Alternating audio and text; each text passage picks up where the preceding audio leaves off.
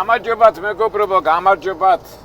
ყველას მოკითხა ბედნიერება, ჯანმრთელობა და ყველას კარგი ამბები. დავიწყოთ არა ჩვენი ამბები. დღეს მინდა ძალიან მიხარია ხოლმე, როდესაც კომენტარების სახით ჩვენი მაყურებლები ითხოვენ ხოლმე, რომ კაი გეყოფა კაკო. მოდი რა, ლიტერატურაზე დაეწყე, ჩვენ დიდი სიამოვნებით გისმენთ. და მეც რა თქმა უნდა მიხარია ეს, ეხლა დიდი ფილოლოგი და იცმი არა ვარ, მაგრამ ლიტერატურა ისეთი რაღაცა ჩვენ ძალიან ბევრჯერ გვილაპარაკე, რომ ფაქტობრივად ყველა მიმდინარე პროცესებზე, კითხვებზე და ამბებზე პასუხის გაცემა შეიძლება გასცეს პასუხი და თავისთავად ჩვენც ვეძებთ, რომ ეს პასუხი მივიღოთ და ბოლოს ამ პასუხებიდან და ანალიზიდან გამომდინარე ცხოვრება ასე ვთქვათ უფრო ლამაზად და როგორც ვთქვათ მარტივად განვლოთ, ვისარგებლოთ და ვიხაროთ ამ ცხოვრებით.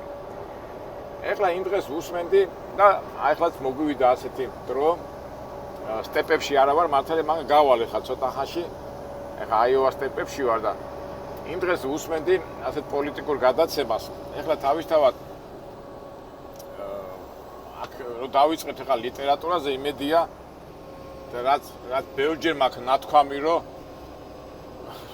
ბოლომდე მომისმინეთ მეგობრებო, ბოლომდე, იმიტომ სათქმეს ალბათ ვიტყვი და წინასწარ გამოვიტან დასვლას წინანდაზე შევარი 10 სიტყვა, მე-5, მე-6-ზე გამოვიტან და ბოლომდე 10-მდე 10 სიტყვა მათქმევინე და ალბათ ჩემს სათქმელს ვიტყვი. დღეს ეს კი არა, იმ დღეს რაღაც პოლიტიკურ გადაცემას უყურებდი და უცბად ამოვარდა ამ დღევანდელ მიმდინარე პროცესები, რაც სოფლიოში ხდება და განსაკუთრებით საქართველოში და ჩვენ გვიკვირს ხოლმე, რომ კატეგორიის ადამიანები გამოდიან და პოლიტიკაში ტრიალება და რა უნდა და როგორ უნდა და ამაზე ყოველი გადაცემა მიდის. უნდათ როგორ ანაირად და ძალიან ბევრი ადამიანი ვერ გებულობს ეს რა ხდება. რაღაც პროცესი ხდება, მაგრამ ბოლომდე ვერ წვდება და ასეთი წელის ხმა ამოვიდა, ესა ახსენეს ჰაქსლი, ეს არის ოდორ ჰაქსლი, ეს ცნობილი ინგლისელი მწერალი, უტოპისტი მწერალი, ასე მიიღეს თავი და მაგრამ თუნდაც სულაც არ ყოფილა უტოპისტი. მერე გადაიყვანეს ფანტასტიკურ ჟანრში, ჟანრის მწერალი, მაგრამ საერთო ჯამში ამჟამად ინგლისის უდიდეს მწერლად ითვლება და იმ კატეგორიას ეკუთვნის, როგორც არის ორუელი, ხო? ფაქტობრივად ორუელი და ჰაქსლი რაღაც ისეთ საზოგადოებას აღწერენ, ფაქტობრივად წერლის აზრიც ხომ აგია, რომ აღწეროს ის საზოგადოება და აჩვენოს ის რა არის. ეხლა მოგეხსენებათ კაცობრიობა რაც არსებობს, იდეოლოგიები არის ძალიან ბევრი, ხო? კაპიტალიზმი, სოციალისტური იდეები, ლიბერალიზმი, რა ვიცი, კონსერვატიზმი, 1000 მიმართულებები და რაღაც ისტორიის გარკვეულ პერიოდში რომელიღაცა იდეოლოგია იმარჯვებს და თქვათ 20, 30, 40 წელი თუ გარკვეული პერიოდი ეს იდეოლოგია ტრიალეს თემს სამყაროში და ფაქტობრივად ეს სოფლიო ისტორია და კაცობრიობის ისტორიაც ამ იდეოლოგიის ცვალებადობა და ძირითადად ეხლა მაინც 90% ადამიანი ფიქრობს როგორი სამყარო შექმნას, როგორი კაცობრიობა იყოს და ყველა თავზობს თავის იდეოლოგიას, იდეას, ხო? კომუნიზმი, მარქსიზმი, რავი, სოციალიზმი და ყველაფერი. მაგრამ საერთო ჯამში მაინც კაპიტალიზმი, ანუ მომხმარებული სამყარო ნებისმიერ საუკუნის, ნებისმიერ პერიოდში ყოველთვის ეს იყო წამყვანი, ანუ ადამიანის მოთხოვნილებიდან გამომდინარე მუშაობს, წვალობს და ნებისმიერ გინდა მე-5 საუკუნეში იყავი, გინდა მე-15-ში, გინდა მე-20-21-ში არის მომხმარებლური ბუნება, ანუ ადამიანს აქვს იცხოვროს და მოიხმაროს ის რაც ჭირდება და გამოიყენოს თავის ცხოვრების. აი ესე მარტივად ჩამოაყალიბეთ ჩვენი ასე ვთქვათ ზოგადი იდეოლოგია, რომელსაც უკვე სხვადასხვა იდეოლოგიები საფუძველი უბრალოდ იდეოლოგიები უდგებიან ამ ძირითად ბეის, ანუ ფორმულას, ცხოვრების ფორმულას.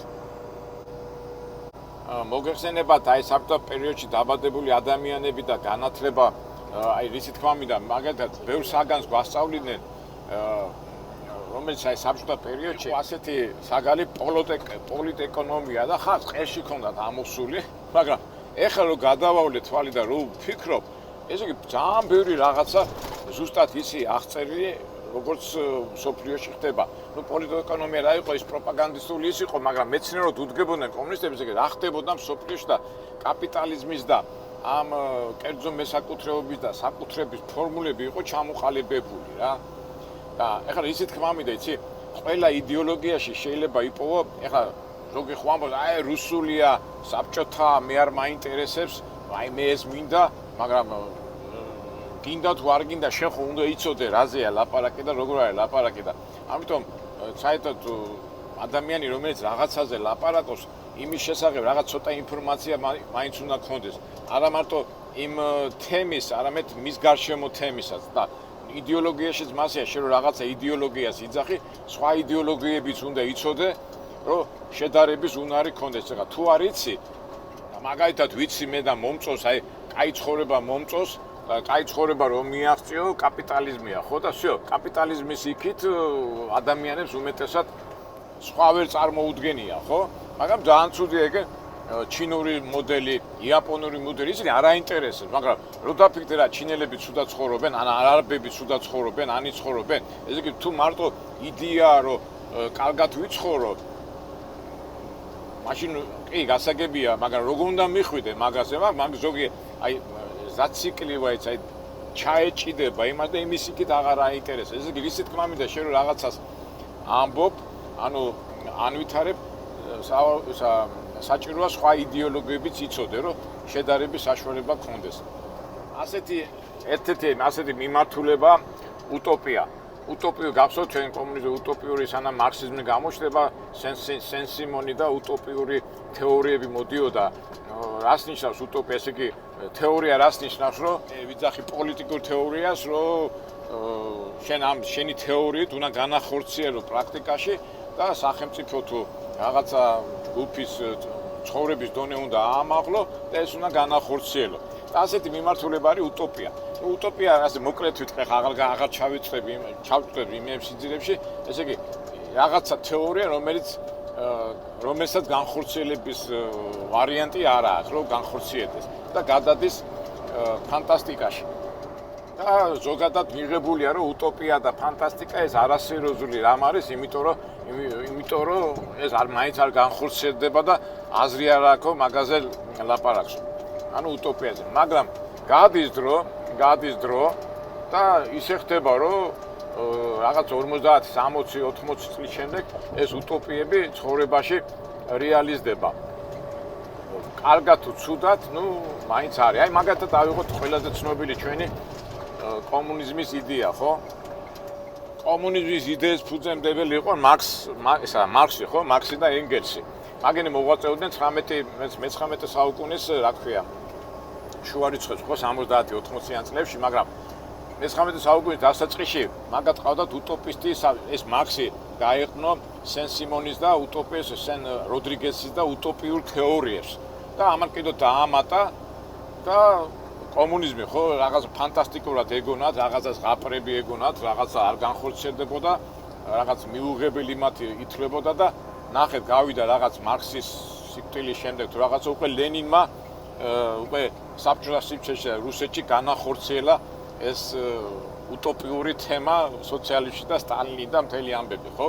და მე ჩვენ ახლა 70 წლის განმავლობაში ამ რეალობაში ცხოვრობდით. ეხლა როგორ დამთავრდა და რა დამთავრდა ეს ჩვენ ყველა კარგად ვიცით, ცუდად თუ კარგად, მაგრამ ფაქტია, რომ ისე თქვა მინდა, რომ რაღაცა утопიური აზრი იბადება, რაღაცა თეორია იბადება და ისტორია გვაჩვენებს, რომ 50-60 წლის შემდეგ თუ რაღაც გარკვეული პერიოდის შემდეგ ეს ცხოვრებაში ხორციელდება. აი ესე კაი მაგალითი მინდა გითხრათ, აი ლეონარდო და ვინჩი, ხო?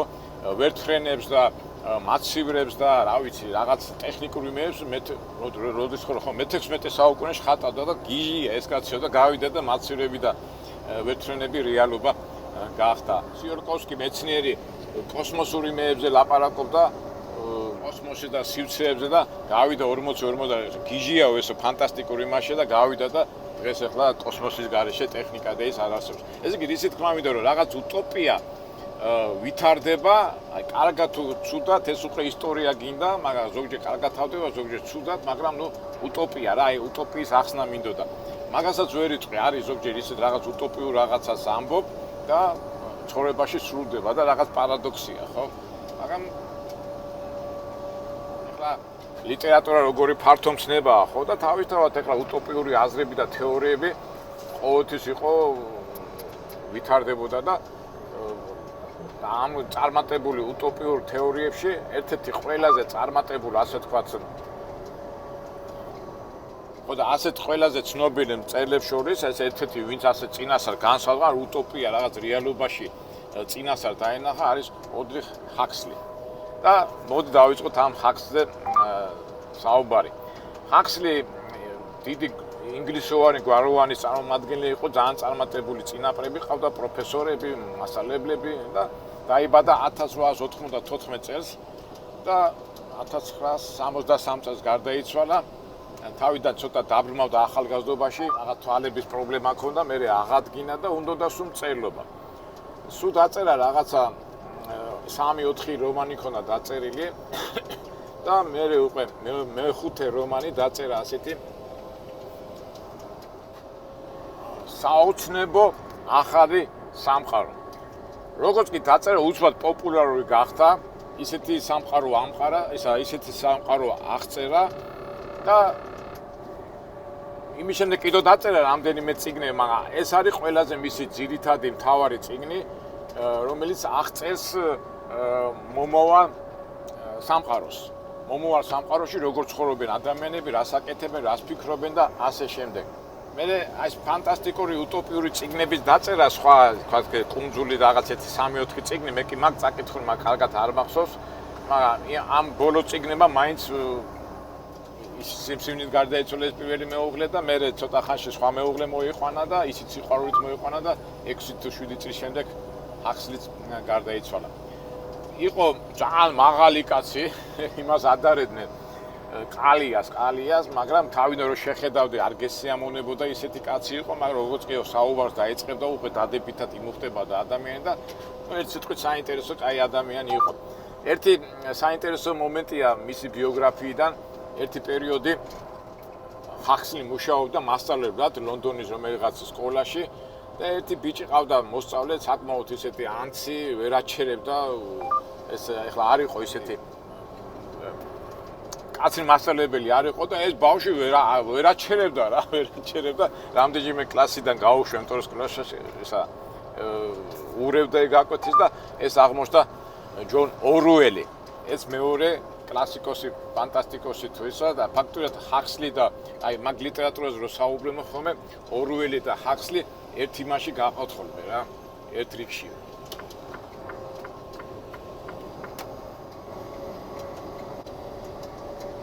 ერთი პერიოდი ამ ჰაქსლის უნდა ექიმი ყოფილიყო, მაგრამ მერე დაანება, მერე უნდა რომ მეცნიერი ყოფილიყო, არა ლიტერატურამ გადაზალა და ხშირად აქვს ნათქვამი, რომ აი ალბათ წერალი რო არ ყოფილიყავი, კაი მეცნიერი, მინდოდა მეცნიერი ყოფილიყავიო, მაგრამ არ გამოვიდა. თუმცა მის ნაწერებში ეს თანამედროვე მეცნიერული ტერმინები და ეს მაგ ამბებში კარგად არის გარკვეული. მოდით ახლა მე უცბად მოკლედ გეტყვით ამ წიგნი თუ წაკითხული არა გაქვთ, აუცილებლად წაიკითხეთ. ეხლა ჩემი ნათქვამი ცოტა სუსხვა არის, მაგრამ თქვენ რო წაიკითხავთ, თქვენ თვითონ უფრო აღიქვთ. ესე იგი, აღწერილია დედამიწა 24 თუ 25 საუკუნე. ესე იგი, ტექნოლოგია უმაღლეს დონეზე, როგორც 64-ავით არის და სხვათა შორის სახელები ეს წიგნი არის დაწერილი 20-იან წლებში, 32 წელს პირველად გამოსცეს, 1926-27 წელსია დაწერილი რა. წარმოიდგინეთ, რომ არც კოსმოსი და ეს არ იყო და მისი გმირები, აი თავისებურად რო წაიკითხავთ, იქ ბენეტო, მუჰამედი და ესეთი იმჟამიდელი პოლიტიკოსების სახელი, ბენჯამინი, მე ხა აღარ მახსოვს პოლიტიკოსების სახელებია გადმოტანილი, იმიტომ რომ სოფლიოში რაც ხდებოდა. იქიდან გამოდიოდა იმ პოლიტიკური სიტუაციიდან. და აი ეს მაგათ სახელები ამ ლიტერატურაში დაწერილი. ხო და არის ეს 24 საუკუნე და არის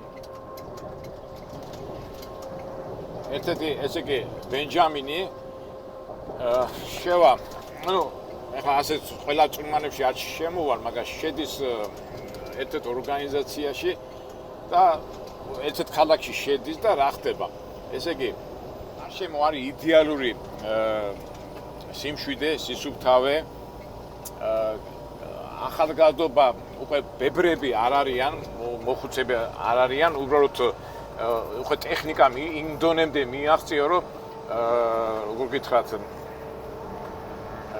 ხდება ადამიანი, აი მაგათაც არის 70-80 წლის, მაგრამ ავანტყოფი არ ხდება. იგივეა, რაც 30 წლის შეხედულება აქვს.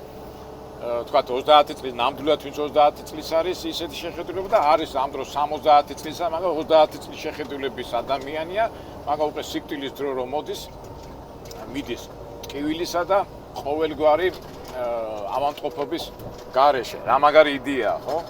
ეხლა ყდები ისე რომ მოხუცი ხარ, მაგრამ ფიზიკურად არ ახარ უძლური რა, ისა ხარ დაძაბუნებული არ ახარ და მე უკვე და ამიტომ ადამიანებს იმ საზოგადოებაში სიკვდილის არ ეშინიათ. იმიტომ იმათ გააზრებული აქვთ, რომ სიკვდილი მოვადრო და უნდა წახვიდე, მაგრამ უკვე რა ხდება, ვინაიდან ყველაფერი მოთხოვნაზეა და ყველაფერი საჭირო ხო აი ცოტა მინდა ჩამოვაყალიბო ესე იგი და როცა ადამიანი კვდება, მე მაგას გადაამუშავებენ და როგორც სასუხს ისე იყენებენ სამყაროში დასათესად და რაღაცად რა.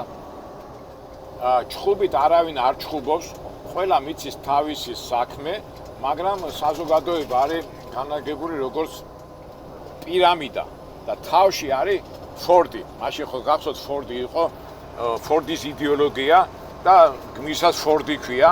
ესე იგი, მაშინ ფორდმა ეს ჩვენი ავტომაგნატი არ იყო, მან შემოიღო კონტეინერული სისტემა წარმოებაში და აი სახელმწიფო და ეს საზოგადოება ამ კონტეინერულ სისტემაზე იყო აწყობილი. ის სათავეში იდგა, რომელიც იმ სისტემას უნდა მიხვე, თუ ამ სისტემას შენ აუხვე ან კონტეინერთან გადაუხვე, ესე იგი შენ იღუპები და იმ საზოგადოების წევრი არ ახარ.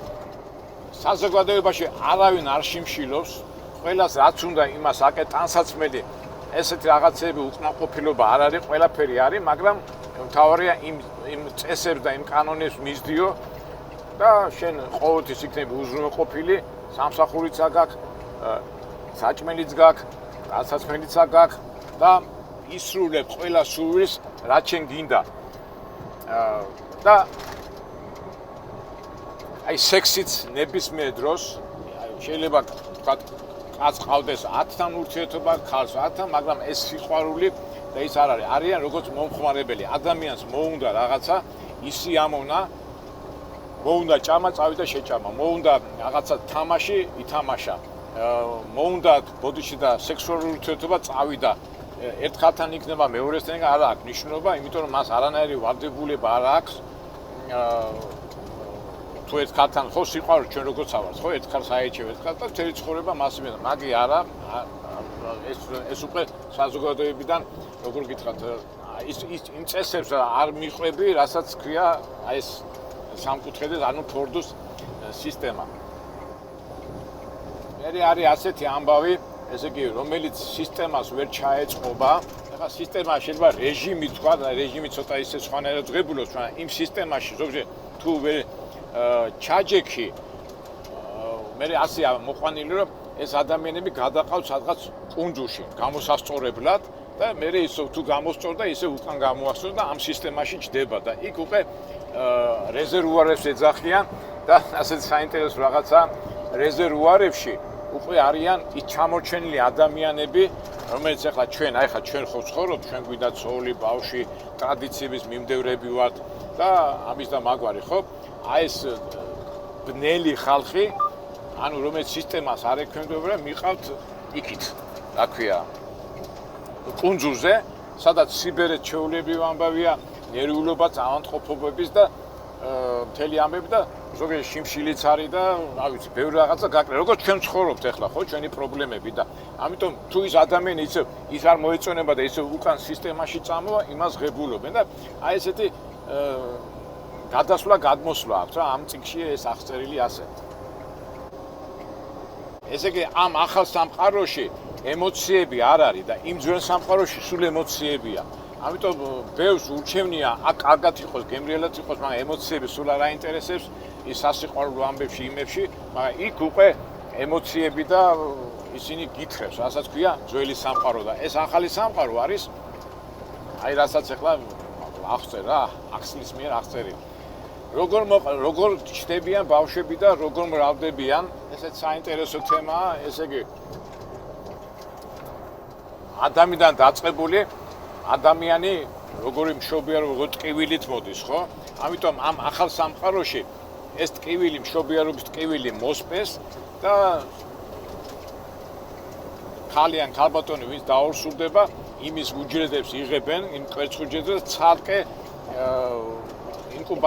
როგორც კვერცხებს, რა ქვია, ინკუბატორში ანვითარებენ და იზრდება. ამიტომ ამ ხალს იმასთან ურთიერთობა არ აქვს შვილთან და ის შვილიც უკვე რომ დაიბადება, უკვე კვერცხუჯრედიდან შენ რომ დაიბადება, იზრდება სპეციალურ ორგანიზაციებში და არც დედა, არც მამა არ იცის ვინ აყავს, როგორ აყავს, მაგრამ იცის რომ არის ერთი დიდი სისტემა, რომელსაც ქვია ფორდის სისტემა, ახალი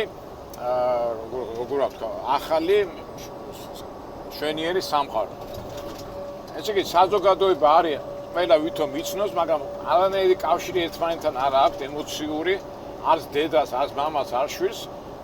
დედამაც არ იცის თავი, იმიტომ რომ უჯრედი რომ მიაქვს სადღაც არ იცის ვინ არის და აი ესეთი ავტომატური რაღაცა უსულო საზოგადოებაა. ასე თქვა უსულო საზოგადოებაა, მაგრამ ყველაფერი გაქვს. აი საჭმელი ყველაფერი აბსოლუტურად არაფერზე უარი არ აქვს და ასეთი თეორია behaviorism-ი ეს რა თეორიაა? ხო და ხო როგორ behavior-ს არ გამახსენდა, ესე იგი როგორ მართავენ? აი მაგალითად behaviorism-ის ერთ-ერთი ფუძე აი პავლო რო იყო, ხო გახსოვთ ძაღლებზე რო ექსპერიმენტებს აკეთებდა, აი შუქს მოუმატებდი, ძაღლი ცოტა ცუთხასიათზე იყო. ცოტა მკვეთს შუქს დააბნელებდი, ძაღლი სხვანაირად იქცეოდა. ხო და აი ამ behaviorism-ის თეორიის უმაღლესი დონის პრაქტიკული რეალიზება ხდება ამ ახალ სამყაროში. ესე იგი ახალ სამყაროში რაღაცა ცოტა თუ გადაუხვევდა იმ საშუალებებით, ანუ behaviorism-ი ზოგადად ვიძახი, იმის მოქმედებებით, დენით, წყლით, რაღაცით ტელევიზიით და გამოსხივებით იმას აგვარებდნენ. ესე იგი, რას ამბობდნენ, რომ კი, ეს ასეთი სამყაროა, მაგრამ ჩვენ გვინდა, ესე იგი, სტაბილურობა და სიწყნარე. და ამ სტაბილურობა და სიწყნარის აი ამ მეთოდებით იმსახურებენ. ომი თუ შენ არ მოგწონს და არ ექვემდებარები ამ სისტემას, შენ შეგიძლია წახვიდე იმ კუნძულზე ცალკე, ეს უკვე შენ თვითონ გადაწყვიტა როგორ და რანაირად და იმ კუნძულზე მაცხოვრებლებს ეძახიან ველურებს. ხო და წიგნშიც ეგ აღწერილია, რომ ერთ-ერთი ველური გადმოვა, ანუ ძველი თაობის, ძველი წარმომადგენელი გადმოვა ამ ახალ სისტემაში და აღწერს და ერთი გოგო შეუყვარდება და იქ გაუკვირდებათ იმასთან ერთად იცხოვრებს იმ გოგოსთან ერთად, მაგრამ სხვები უკვე რასაკეთებ კაცო, ეს ერთი კაცი რაც გინდაო, მე ეს ერთი ქალი მინდა, ერთი კაცი მინდაო და ეს რა პონტიაო, წადი სხვასთანაც იმასთან წადი, იმასთან წადიო და ამაზე პროტესტს აცხადებს ეს ველური, გამოვიწყდა სახელი ხო, მე აზრი მინდა გითხრა და წინააღმდეგობას უწევს ამ სისტემას და ბოლოს მე უკვე მიდი საუბრები იმ ერთ-ერთი წარმოების თუ რაღაცა სისტემის მართველი ეუნება, შენ რატო აკეთებ ასე, შენ თუ არ გინდა, წადი, შენი არჩევანია. შენ თუ გინდა სიწყნარე, კაი ცხოვრება და მშვენიერება, ჩვენთან უნდა იყო და თუ არა და წადი შენ ველური მეებჭი, შენ ველურებთან და გააგრძელე, ჩვენ არ გაძალებთ არაფერს, მაგრამ საბოლოო ჯამში მაინც ჩემთან მოხარო რა, ერთ-ერთი ამ სისტემის მართველი ხელმძღვანელი იძახის რა. და მე მანდ მიდი ძალიან ბევრი საუბრები, ცოტა მე მიჭეს მასე გადმოვცე ყველაფერი და ნუ საერთო ჯამში ჰაქსლის რისი თქმა უნდა რომ აი დიდი წიგნი არ არის რაღაც ერთი 200 გვერდამდეა, მაგრამ ამას მიხვდები და აღწევს შედარებებს აკეთებს და მე ეს ველური ბიჭი რა სახელი დამოვიწყო. ბენჯამინი პროტესტის ნისნად თავს იკლავს. აი ესეთი რაღაცა და საერთო ჯამში ჰაქსლის აზრიც ის არის ამ წიგნით ის პროტესტს უცხადებს მომავალს და კაცობრიობა ვის უნდა გააკეთოს, ასეთი მომავალი არ უნდა მოვიდეს. ეს წიგნში ძალიან ბევრი მაგალითებია, ეს ახალგაზრდობა როგორ იზრდება, რას აკეთებს და რაღაც სისტემას ექვემდებარება და ხო, კიდე რა არის? წიგნი არ უნდა წაიკითხოს, ის არ უნდა წაიკითხოს, წიგნი სიბნელის ნიშანია და უნდა მისდევდეს რაღაცა იმ ფორს, რომელიც თავშია და ეს არის ბედნიერება. და რატო თქვი ახლა ეს რატომღაც დღევანდელი დღეც ბევრჯერ რო ადარებ, ხო, იცი როგორ აჩა, ხო, თითქოს ფანტასტიკაა, მაგრამ რეალობას ხედავ, ხო? უწიგნურობა, ხვარა მოყვება არ აინტერესებს, მარტო მე მინდა გაიძახიან, ხო? დღევანდელ ჩვენ სიტუაციას, თუნდაც ახლა საქართველოში რაც ხდება, შენ რო გინდა, მაგრამ რაღაც მოყვება, ხო უნდა დაფიქრდე, მაგრამ არა უნდა და არ ვიცი ახლა მე შეიძლება კარგად ვერ აგიხსენით და ეს რეალობა რაც ახლა დღეს ხდება, კარგად არის აღწერილი იმ წიგნში, გაგიჟდები და როდესაც დაწერია 1930 წელს, მაშინ ტექნიკა კიდევ სად იყო, ხო? მე ეს გაუფასურებული გარემოება, სიკვდილი ფასი არ აქვს, ჩაკეტილობა და რაღაც გარკვეულ არჩევებში მოხვედრილი სამყარო და ამას ეძახიან სასურველი ახალი სამყარო.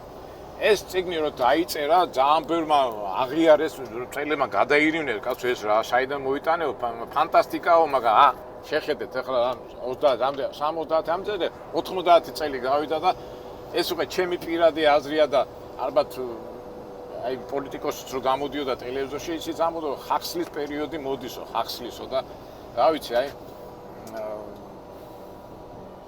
გინდათ ისეთი სამყარო, სადაც არც სიყვარული იქნება, არც ერთგულება იქნება, მაგრამ იქნება კაი საჭმელი, კაი სასმელი, კაი შერაც გინდა ის გააკეთე და იქნები და ბოლოს ხო, სიბერი არ იქნება, პრობლემები არ იქნება, მოკვდება, ისე დაკარგია, ხო, თქვა რო ხარ 30 წლის და რომ მოვა სიბერი, მოკვდები და ეს ტკივილები, რასაც ახლა ჩვენ ადამიანები განვიცდით და ემოციებში ვართ, ესეც რო არ იქნება. ამ კითხვას ვავს ჩვენი ხო ფროიდის თეორიასაც ანვითარებს, ხო ფროიდიც ხო მაგას ანავს, მე მინდა და ეს უნდა გავაკეთო. ეს საზოგადოებაც ყველა ასრულებს რაც უნდა, როგორც უნდა, ეს ცოდვათ არ ითვლება, ამ დროს უკვე ეკლესია, ხო, ეკლესიაა ვაფშე განადგურებული, ღმერთი განადგურებული, იმიტომ რომ ღმერთი და ტრადიციული რელიგია შენ სურვილებს ბოჭავს, ხო? და ამ ახალ საოცნებო სამყაროში ეს ისინი არ იქნება რა. ეს არც რელიგია იქნება დამაკავებელი, არც რაღაც ტრადიციები, არც არაფერი, მაგრამ შენ გააკეთე რაც გინდა, მაგრამ სხვა არ დააზიანო რა. ესეთი ფორმულაცია შემოვიღე მე რა. შემოვიღე კი არა, ამას ამბობს ხაქსლი თავის წიგნში. ეს სიტყვით მეგობრებო, შეიძლება კარგად ვერ ახსნენ ეს ყველაფერი, მაგრამ გონი სათქმელი თქვი და წაიკითხეთ ხაქსლი და უკვე თქვენ თვითონაც გამოიტანთ რა არის ეს utopia სიმართლეა, არ არის სიმართლე, რეალობაა, მაგრამ ყოველ შემთხვევაში რაც ჩვენ გარშემო ხდება, რაღაცნაირად აქ კარგად არის აღწერილი და რისკენაც მიდის სამყარო. კარგით ახლა მეგობრებო, დაგემშვიდობებით, მეც ახლა ბევრი რაღაც პატარა საქმეები მაქვს და ხაქსლიზე გადავიდეთ, მე ორ-ორზე და მე სხვა მწერლებიც განვიხილოთ. აბა, კარგად მეგობრებო, ყველას წარმატება, ბედნიერება და ჯანმრთელობა. შევხვდებით მომავალ საინტერესო ვიდეოებში.